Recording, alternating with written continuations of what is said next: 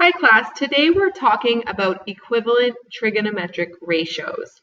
So we're going to talk about different ways that trig ratios can be equivalent to each other or the same. And this happens a lot in trigonometry because of the repeating nature of trig curves, so sine curves and cosine curves. So if you look at the green curve here, that is sine. And so you can see that, when sine is equal to whatever this value is, that value happens again over here, that value happens again over here, etc., etc. But that same value will also happen here on cosine here, and cosine here, and cosine here. So the same value will occur for trig ratios many, many, many, many different times. So the question today is, how can we determine more easily what our equivalent trig functions are? So there are 4 different ways we're going to go through today. So due to their periodic nature, there are many equivalent trig functions. Equivalency occurs if 2 graphs are coincident with each other. However, proving equivalency requires additional reasoning. Okay, so using the period of a function is one way that we can come up with 2 equivalent trig functions. So for example, we can use horizontal translations within sine. Okay, so if we have sine theta, all we have to do is transfer that over one whole period, and we have the exact same ratio again, or the exact same function. So if you take your sine curve and move it left 2 pi, you're just moving it back on top of itself. If you look at the picture, okay, you're just taking it and moving it, zoom out. Okay, if we took this green and just moved it over 2 pi, you're just moving it over to here, and so it's the exact same shape that it would occur. So it's an equivalent function because it would honestly be the exact same curve. So this would be the same as if you did sine pi theta minus 6 pi. As long as they are multiples of 2 pi, it doesn't matter whether you're moving it left or right. You're just shifting it over an entire period, so you're coming up with the exact same curve. So up here you have to say they're of the form NP.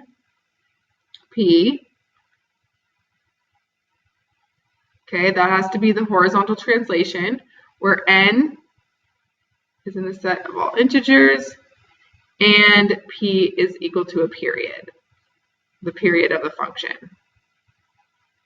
Okay, so n just has to be an integer multiplied by whatever the period is, in this case 2 pi, and if moving it left or right, you get an equivalent function. Okay, you can also change between sine and cosine curves. So if we go back to our graph here, you can zoom in. You can think about, what do you have to do to make a cos curve into a sine curve?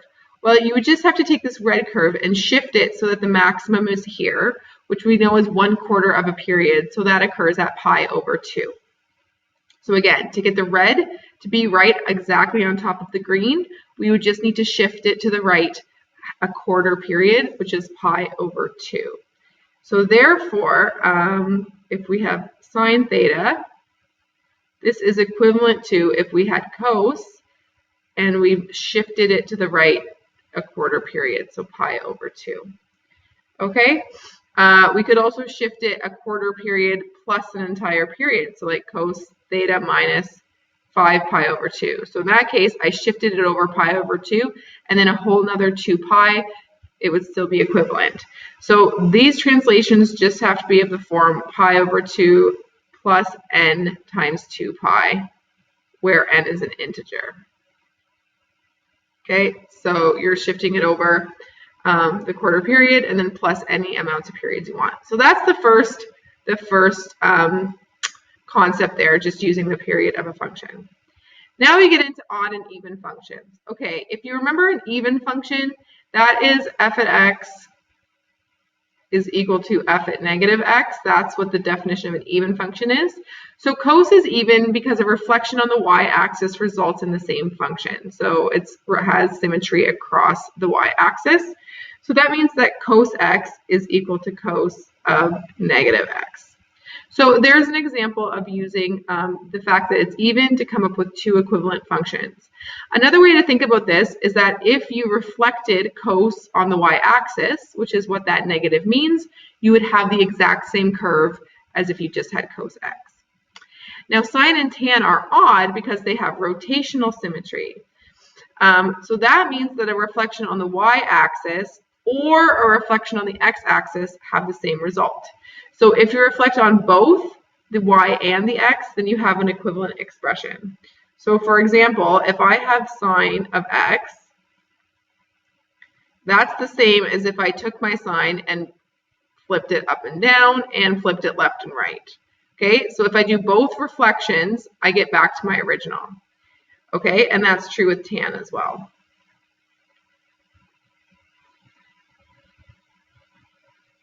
Okay, now it's also true if I just do one flip. So let's say I just flip it horizontally. That would be the same as if I just flipped it vertically. So a horizontal reflection gives me the same thing as if I had done a vertical reflection. So that's why those two are equivalent. And the same can be said for tan. So that is the second way of coming up with equivalent trigonometric functions, is by using the fact that cos is even and sine and tan are both odd. Now we have something called cofunction identities. So to understand cofunction identities, we need to create a right angle triangle. And we also need to have an understanding that if this is theta here, okay, this one is pi over 2. So remember, all of the different angles in this triangle have to add up to pi because that's 180 degrees. So if this is pi over 2, then that means that this guy plus this guy also have to equal pi over 2. Okay, so therefore this guy can be labeled as pi over 2 minus theta because this and this have to add up to pi over 2 so that the entire triangle adds up to pi. Okay, so with this understanding, we can create this expression. All right, let's say we just label the triangle sides A, B, and C. Okay, so this uses the idea that the sine of this guy is going to be the same thing as the cos of this guy. And the cos of this guy is the same thing as the sine of this guy. Okay, so sine theta would be B over C.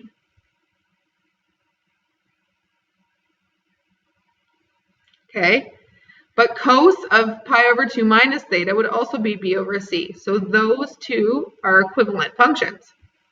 Okay, now cos theta, which would be A over C, would also be the sine of this curve, of this guy, B over C. Okay, so that's why those two are equivalent. And tan theta would be B over A. Okay, and also the cotangent of this is B over A. So those are equivalent. So where does this actually come up? Well, let's say you have sine of pi over 3. We can say that that's equal to cos of pi over 6. Okay, why is that? Because pi over 3 and pi over 6 add to pi over 2. Okay, so pi over 6 is just equal to, let me kind of put this here. Pi over 6 is just equal to pi over 3 minus, sorry, wrong way. Is just equal to pi over 2 minus theta. So see, this is the theta, okay, and this is pi over 2 minus theta, which is pi over 3, gives you pi over 6. So that's how I know they're equivalent. All right, so if I had the cos of pi over 3 then, what is that equivalent to based on this? That would be equivalent to the sine of pi over 6. Okay, and if I had the tan of pi over 3, it's equal to the cotangent of pi over 6. Okay, so another way of thinking about this is, if this is confusing you, is that sine of blah, okay, so sine of something will equal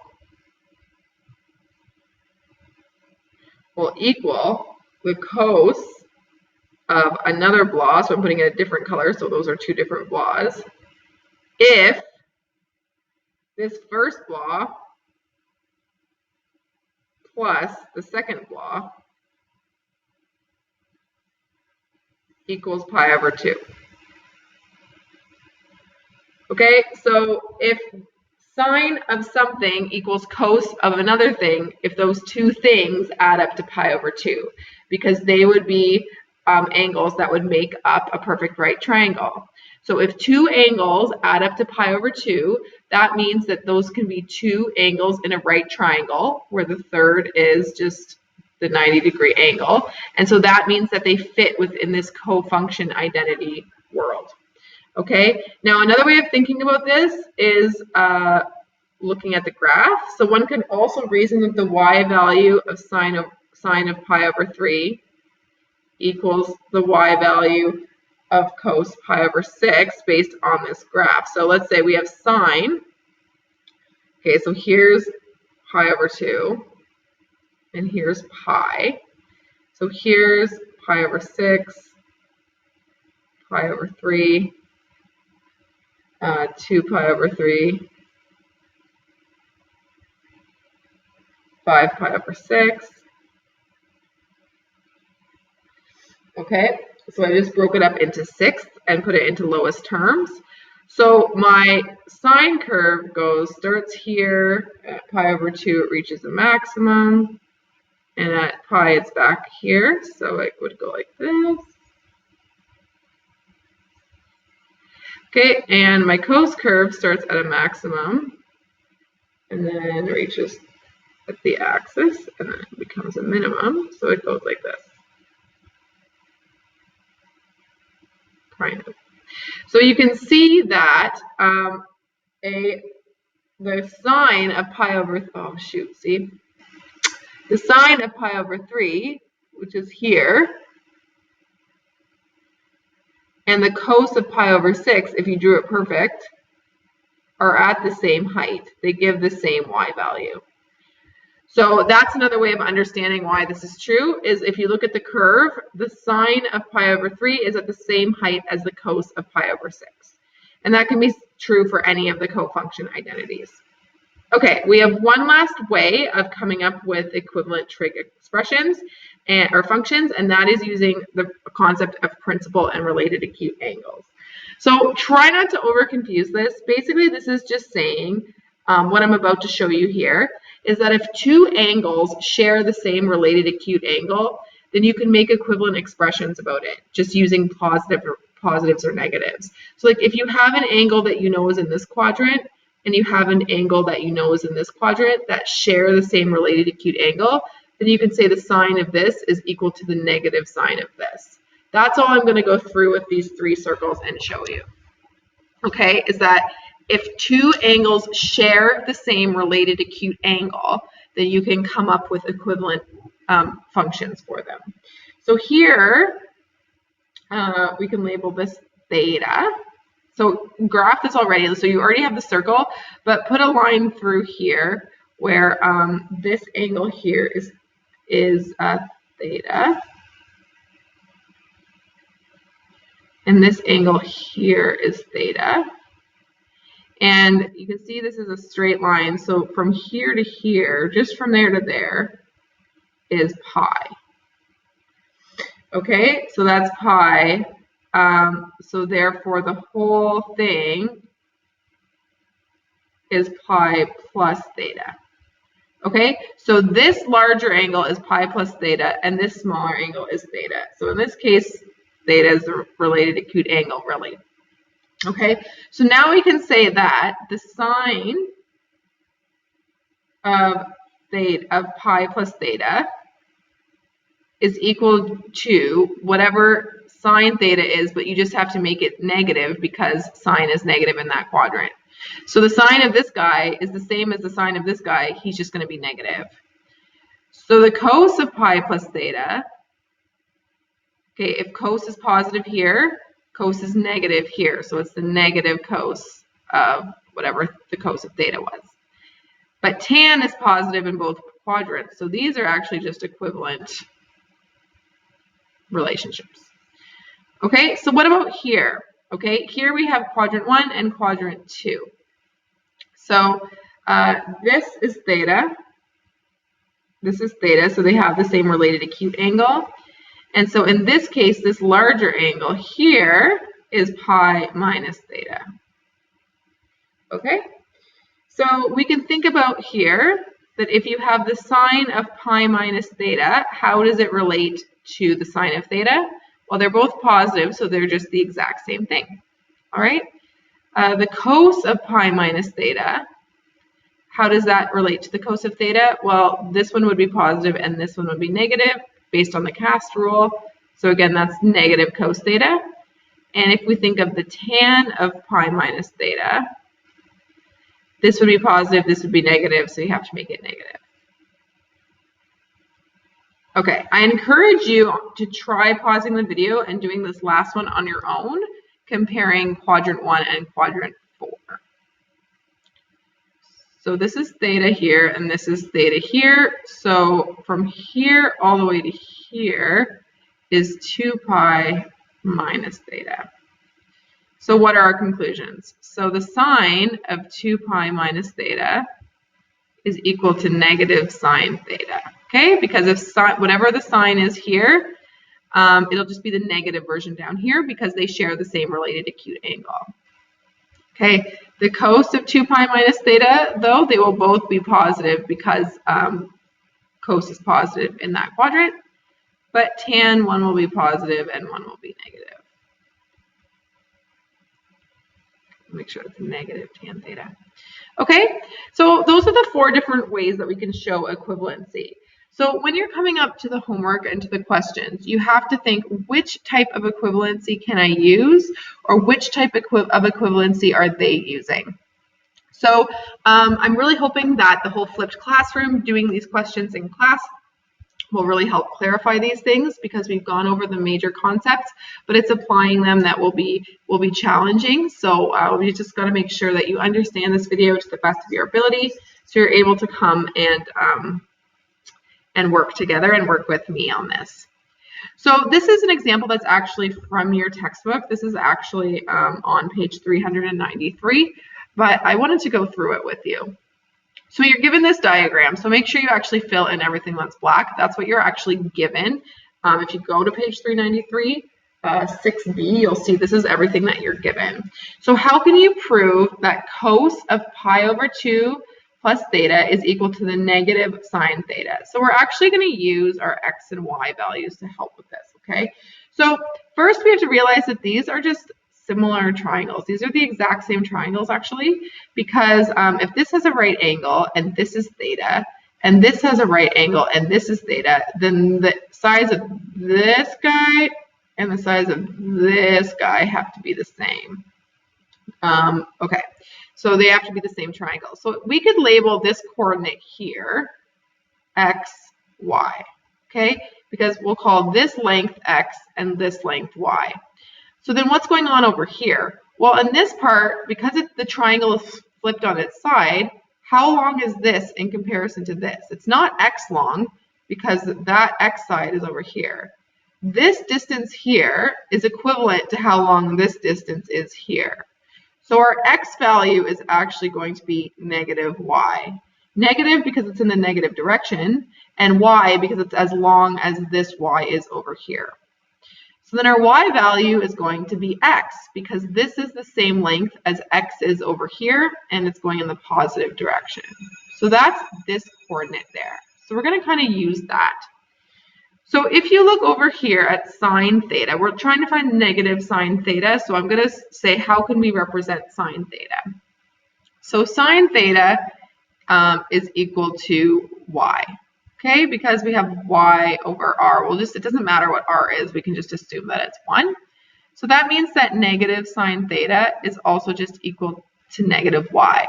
So now we just have to prove that the cos of pi over 2 plus theta is also just equal to negative y. That's all we have to do. So what is pi over 2 plus theta? Well, if this is 90 degrees, that's the same thing as pi over 2. So this angle from here to here is pi over 2 plus theta. So we have to show that the cos of this is negative y. Okay, so if you look over here, the cos of this is going to be equal to the cos of this because that's the related acute angle. Okay, so we can label this beta. Okay, so the cos of beta is equal to adjacent, so that's negative y, over hypotenuse, which is r. Okay, so you could add the r if you wanted, but you don't really need it.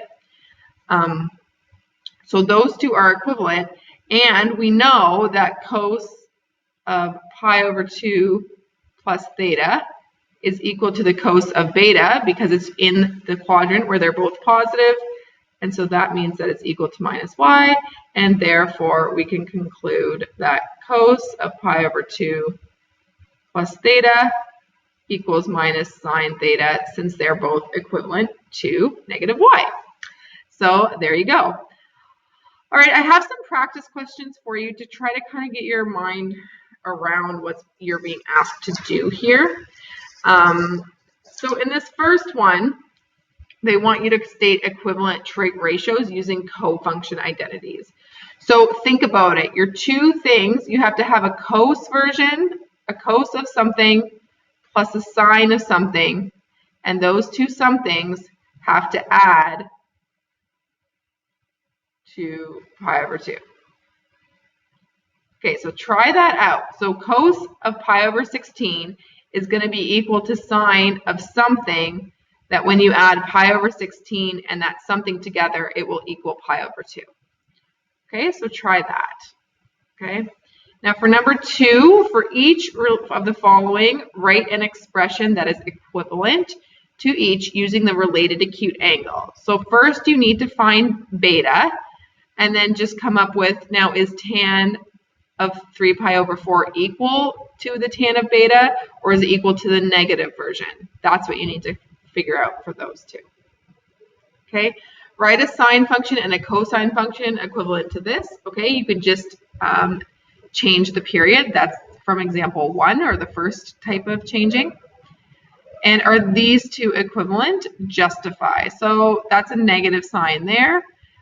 So think about that using odd and even functions, or you can even draw it out or sketch it out to see what's going on there, if that will help you.